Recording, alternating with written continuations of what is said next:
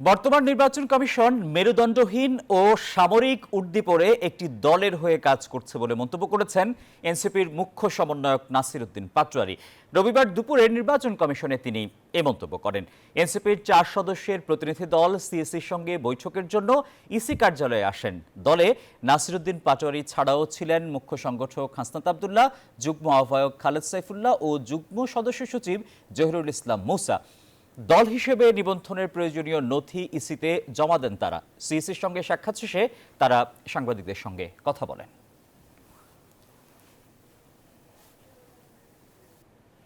একটা election commission যে গণতান্ত্রিক প্রক্রিয়া বাংলাদেশকে নিয়ে যাওয়ার জন্য প্রতিষ্ঠান, কিন্তু আমরা এটাকে যতটুকু এখন পর্যবেক্ষণ করছি আরো ডে বাই ডে, সেটাতে আমরা দেখতে পাচ্ছি এটার অধিকাংশ অঙ্গ জুড়ে হলো সামরিক উর্দি পরা পোশাকে, এবং বাকি যতটুকু তারা আছে সেটা আবার এই দলীয় পোশাকে আবৃত।